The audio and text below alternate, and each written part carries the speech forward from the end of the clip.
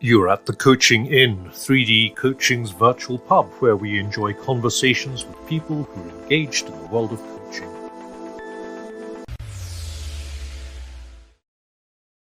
Hello and welcome to this week's episode, which is about business building with a difference, I guess.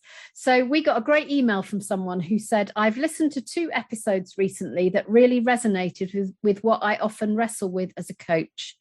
They were your conversation with Sarah Short from the Coaching Revolution and your business coaching special. They highlighted for me a tension I constantly wrestle with between not promising outcomes because they're entirely dependent on the work the client does, and if we oversell, it might not get the outcomes they'd hope for, versus acknowledging what Sarah and most of the marketing advice for coaches I've read says, that people buy outcomes and results, and that we need to talk about what the coachee or thinker will get from the coaching, which also makes sense. So she says, I'd love to know what you think about this tension between the two. I've noticed that when I try and focus on my marketing, my ideal client, my niche, my outcomes, I end up feeling a huge pressure to deliver that for the client, and it really impacts how I coach, as well as feeling like an integrity issue. I find it much harder to be attentively not bothered when I've promised outcomes, and I think it also impacts how they show up in the coaching. So great question. Thank you for that.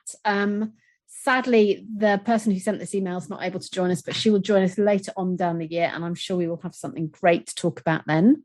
So today I'm in the good company of Kerry Pocock and Nathan Whitbread, who, when I put out on LinkedIn, who wants to talk about this, when I do.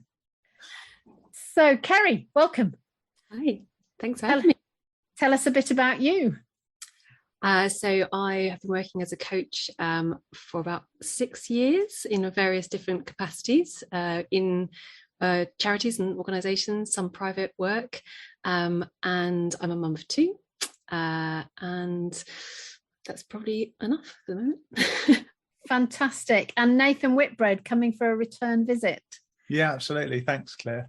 So my name's Nathan Whitbread. I run an organisation called the Neurodivergent Coach. So it focuses a lot on neurodiversity, but also leadership and development. I'm also a father of 4 children, 3 of them who are broadly neurodivergent, one who's fairly neurotypical, though the jury's still slightly out on that. This is just a topic that kind of caught my imagination, really. So it was just lovely to come and speak to you again about it. So what do we think about this tension between to niche or not to niche, to promise outcomes, not to promise outcomes? Well, I've got a little bit of a take on actually. I've been thinking quite a lot of, so I didn't mean to jump in, but just on that niching thing. So I think to niche or not to niche is a question, but there's also a question whether to differentiate or not to differentiate. And I think actually we can get a bit obsessed with niching. And I think it's more important to think about, but if you're going to niche, then niche. I mean, obviously I've niched a bit here, not really intentionally, but more because I felt that's who I was. And then no one really explained to me, if you call your organisation a name, that's your niche. But that's kind of happened later, and that's fine. But it's then differentiating who you are. How are you going to do things differently?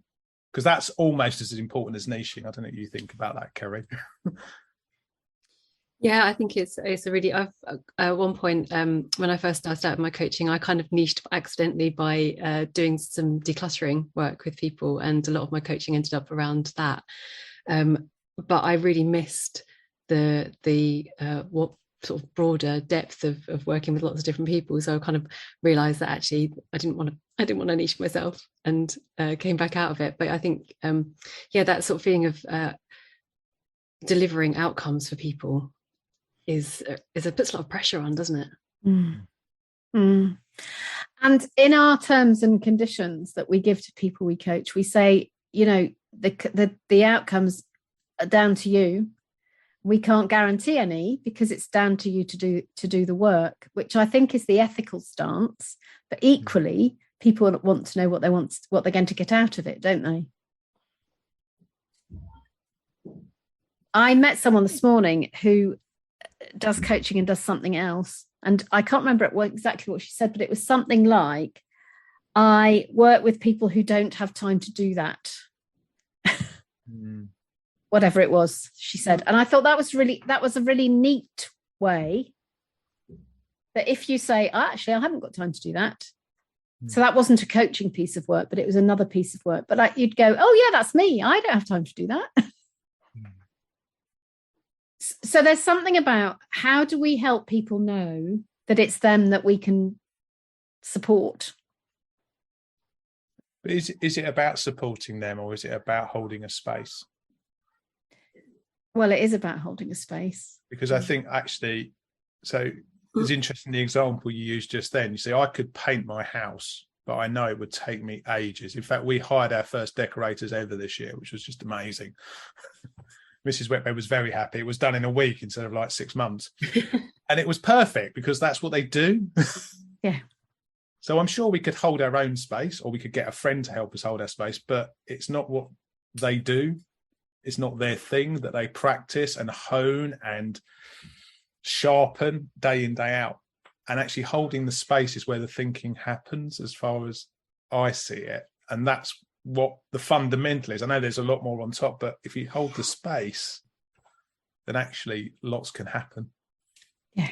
That's so interesting though, isn't it? Because the like analogy of the painter, you know what you're going to get at the end, and they did it perfectly because we know what the perfect looks like when they finished.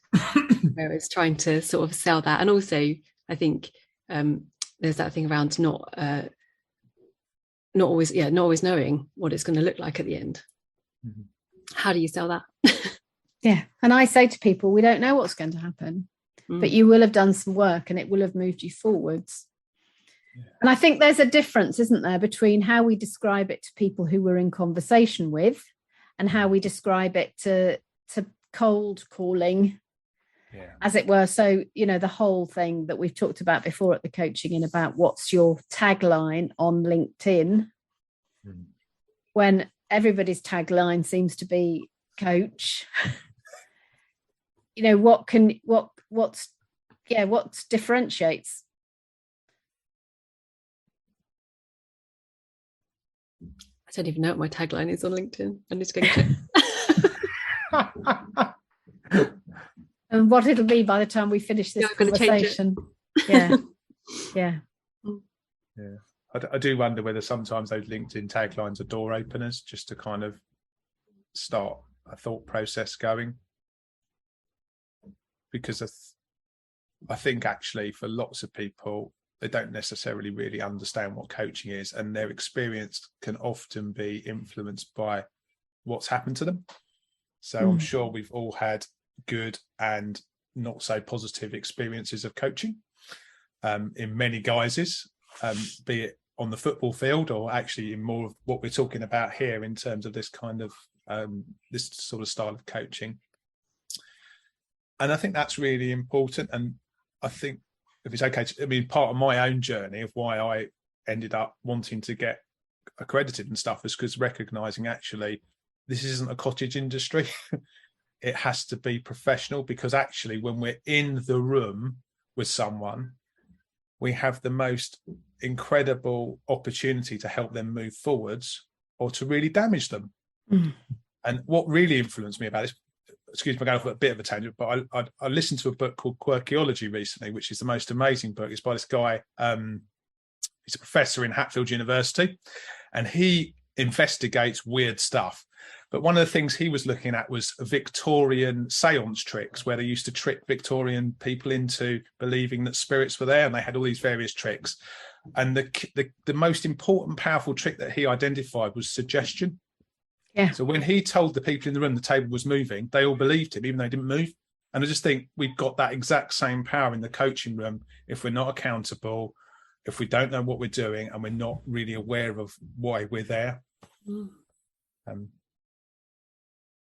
that Richard Wiseman? He's not Richard Wiseman. I'll find out for you. Give me one sec. We'll put the reference in the show notes. Oh, it is Richard Wiseman. No, you're right. Yeah, sorry, you're on it. Yeah, I'm terrible with names. It's my dyslexia. But you're right, the power of suggestion. And one of the issues is, I think, that when you do complexity in the coaching room and people have enjoyed the experience, they will say that it worked. But that doesn't mean it worked, because it doesn't mean that they had a real shift in what they were thinking. It means that they had a lovely time. And getting some clarity around that is, I think, quite an important thing. I think for me, there's another part as well around people actually investing in themselves and how the conversation goes. Because, like, again, go back to the painting, the room needs painting, we get it done because there's other people going to see it and all the rest of it. But actually, people investing in themselves when they don't have a physical object at the end of it, a shiny new handbag or whatever it might be that they've splashed out on. It's that that aspect I find quite challenging as well. One of the things that I'm noticing in the last few months is that people are now coming to me or to 3D coaching and saying, I want to experience what simplified coaching looks like and feels like. And that's quite interesting, because they're saying, and they're usually coaches who go, I really get this, and now I've read the book, I get it, and now I want to experience it. So that's a surprising little line that I wasn't anticipating at any point. But one of the ways I used to get career coaching work is that I used to say, I work with people who don't know what they want to do next and don't know how to work it out. Mm-hmm.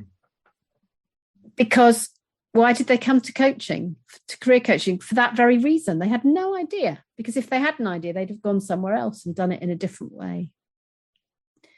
So I think we can be clear without being so specific. I'm also aware Sarah's probably listening to this and going, niche, Claire, niche. She's a big niche fan, is she? Oh, yes. But, she's right that if we can say we work with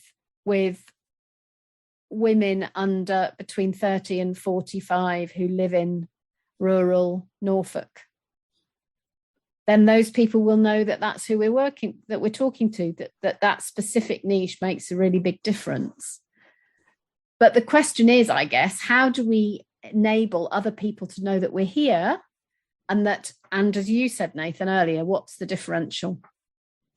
Yeah, and I think there's something in there about putting yourself out there, and I think that's a really scary thing for lots of people. So, but for me, what I've found really helpful in this space is finding your tribe. Yeah. So, and I think there's something, and I think it's probably something you've talked about, Claire. So do just stick your hand up if I'm just nicking your stuff. But this idea that actually, if you want to go and work with bank managers, don't hang out with coaches. That was me, and you did nick it, but I'm happy with you for saying that. Yeah. I've learned something. Yeah, honestly, if you want to work with bank managers, don't hang out with coaches. Absolutely. It was probably word for word, wasn't it? That's ridiculous. It was funeral directors, actually. Oh, was it funeral directors? Yeah.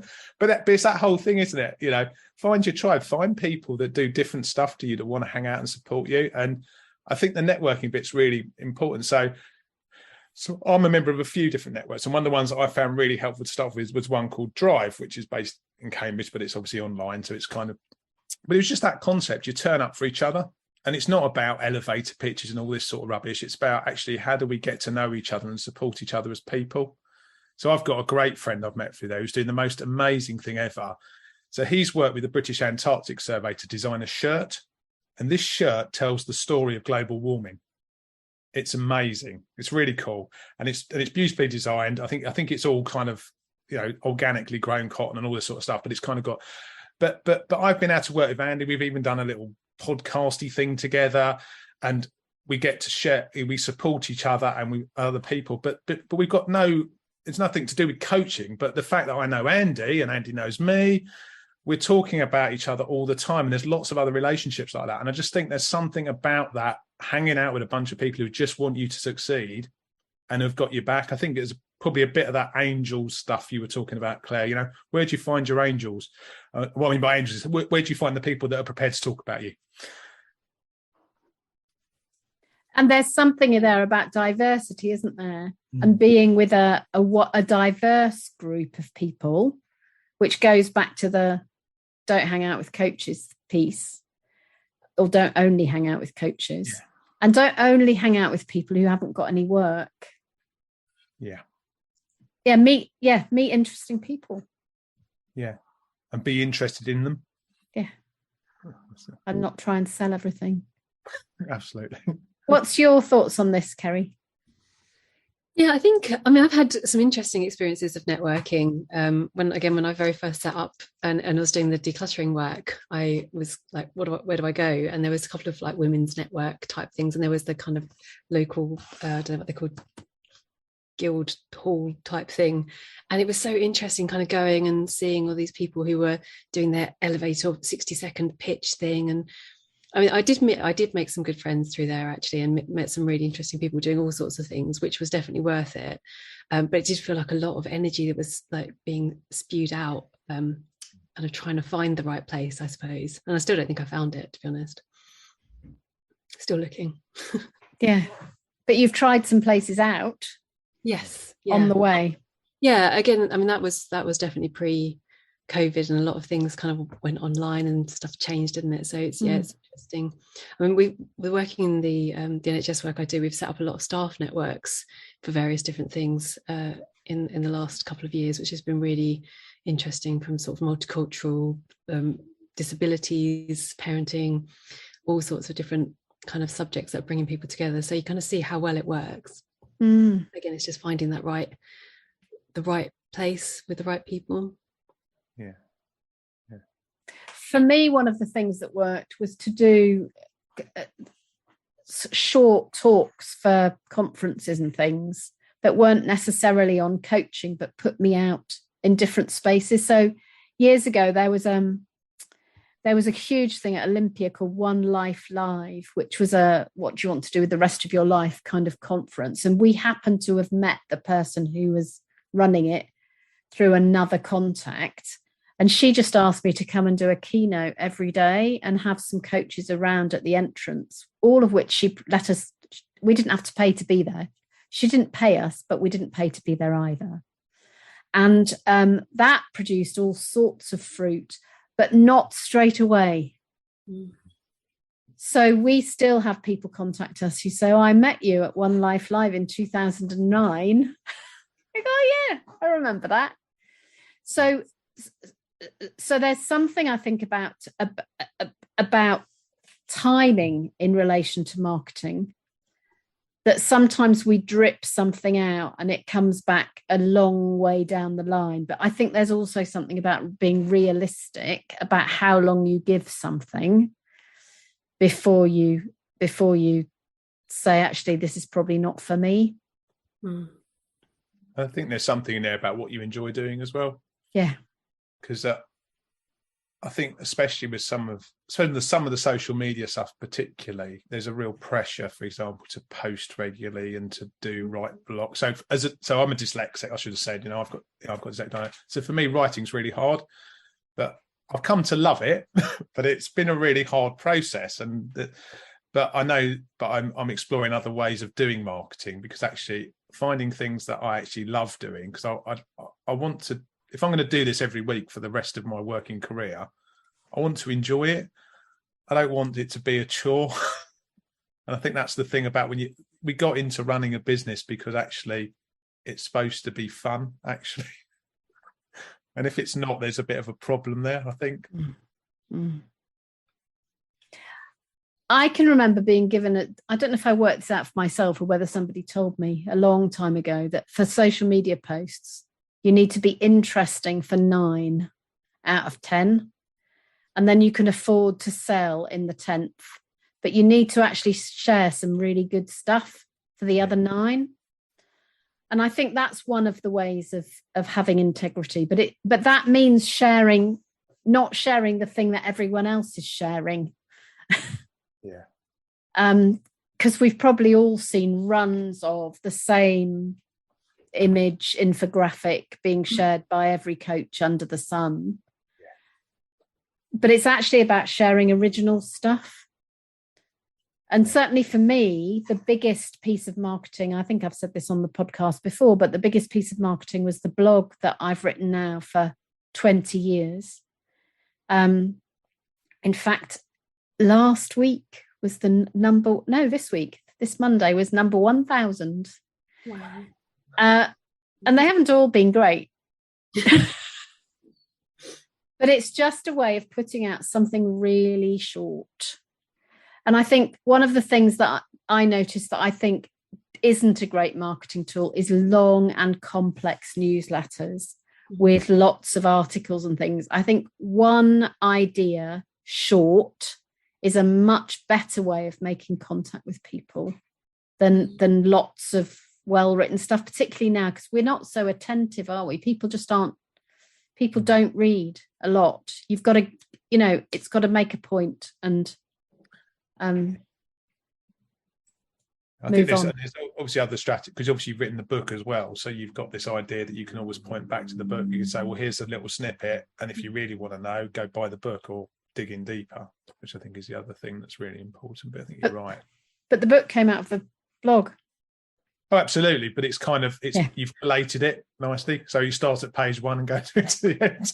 Instead of randomly going through the last 20 years. I'm sure it'd be more fun going through the blog though.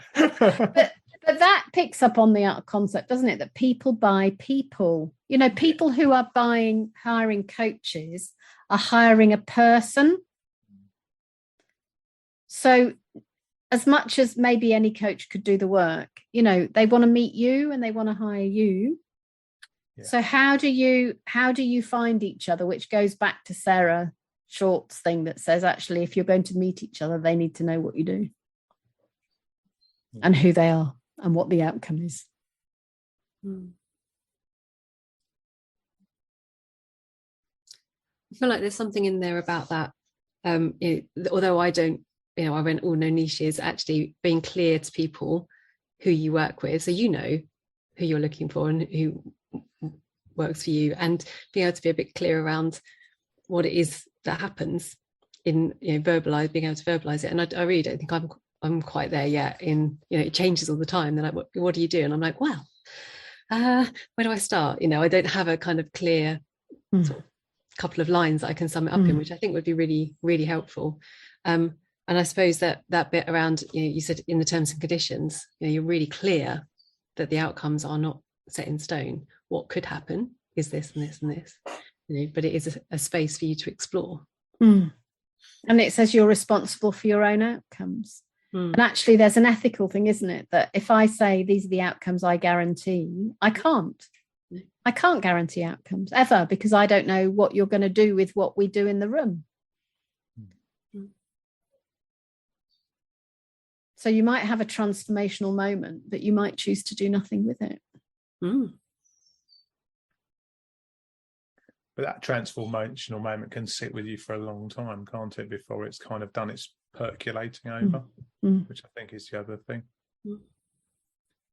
One of the things I've found really fascinating with some of the coaching that I've done is that people have at the end chosen to not change anything, but feel completely different because they realise that where they are is their choice. Yeah. So actually the outcomes were nothing has changed, but everything's changed.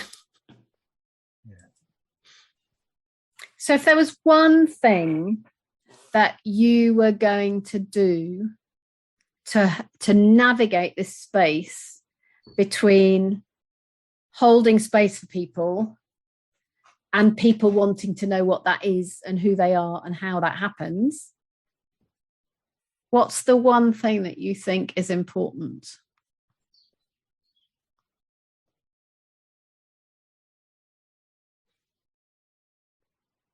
I think it's really important as a coach to find your own voice in this and to ditch the coach speak and just talk about it quite plainly and honestly.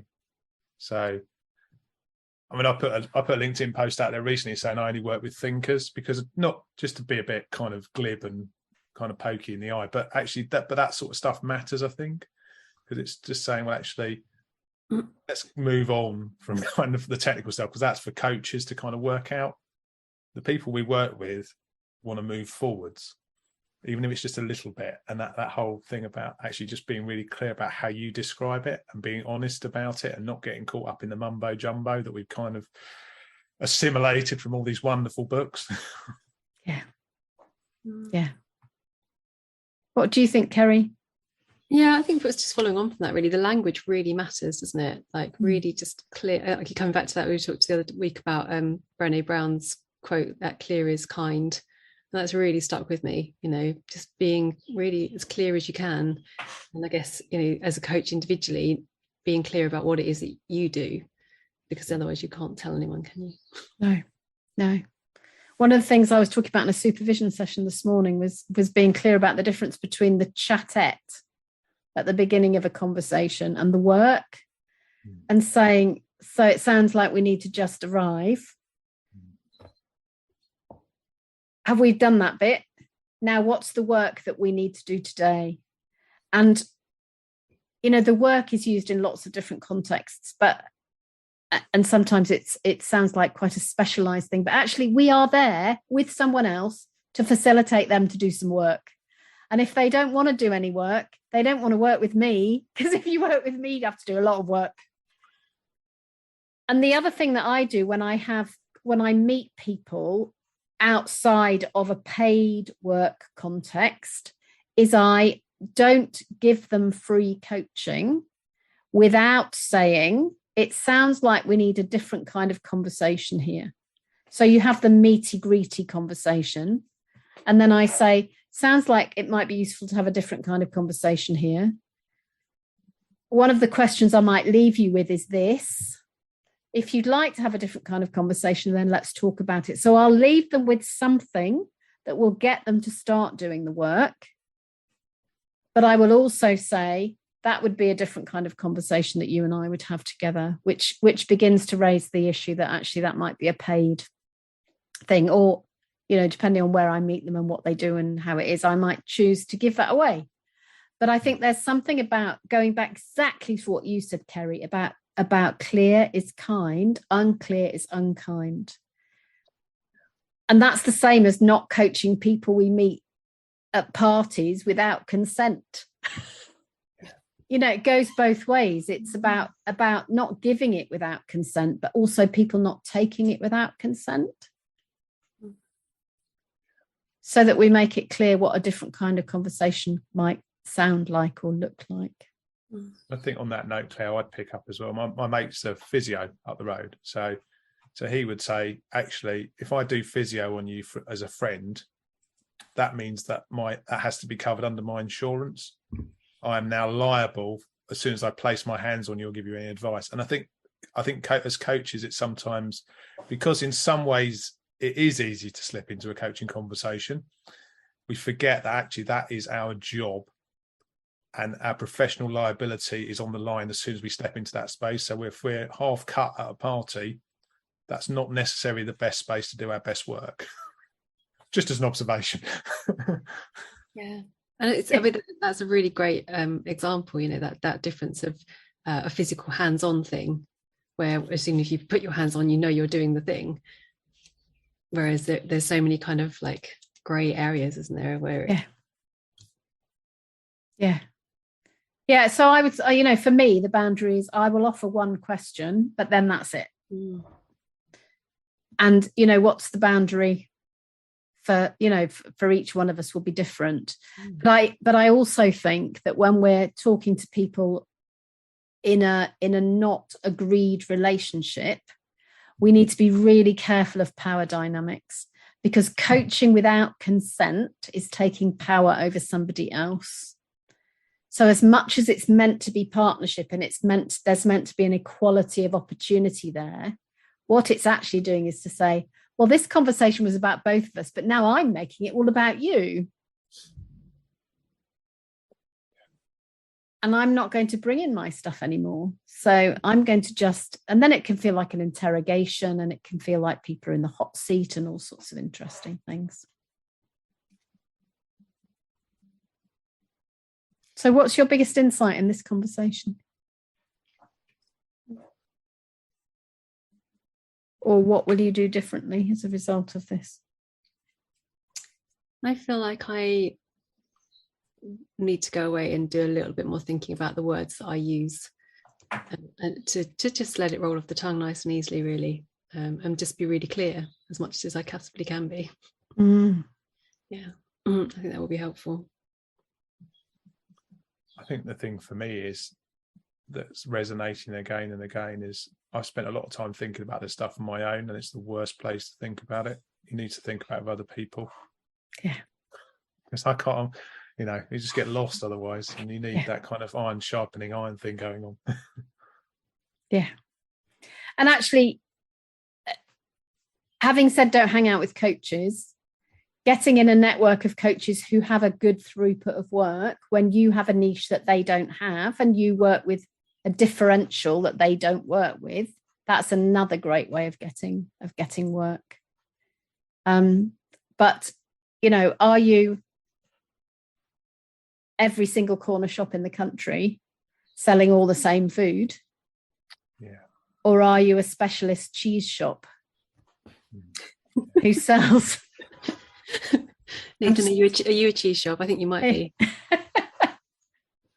But it's true, isn't it? Because why are people going to come to your shop? Yeah.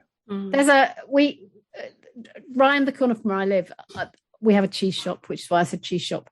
But we also have 3, those 7-Eleven shops that are open all day and sell everything. But one of them, instead of selling vegetables in their vegetable bins, they grow from seed beautiful bedding plants that they sell outside their shop. And everybody in the town goes there, and that you can never park outside because people are buying their specialist things.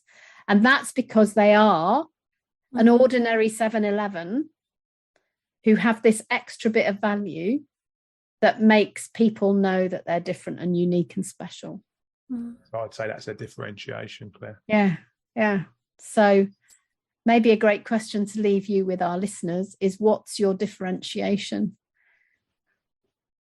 And that might be how you do what you do. It might be to do with who you are. It could be with all sorts of things, but know what it is, because this 7-Eleven, it's outside and you can see it when you're driving down the road. So people say, where do I get bedding plants? And everybody goes, that's where you go. But also you can see it when you're out and about, and you might go, oh, I like some of those. So in the coaching space, that's an interesting question, I think, to leave people with. So Kerry Pocock, Nathan Whitbread, thank you very much for coming to the Coaching In and chewing over Think Aloud around marketing and integrity and how do we talk about ourselves. So thank you for coming, and listeners, thank you for listening. Bye-bye. Thank you. Bye. If you've enjoyed what you've heard today, we'd love you to share the podcast with a friend or leave a comment on social media. And if you'd like to become a regular at the Coaching In, you can subscribe on Podbean and all major podcast channels. We look forward to welcoming you next time. You've been listening to The Coaching In, 3D Coaching's virtual pub. For more information, check out 3dcoaching.com.